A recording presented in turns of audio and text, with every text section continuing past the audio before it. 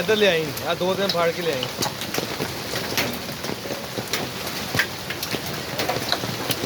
ਕਰੀ ਹੱਥ ਤੇ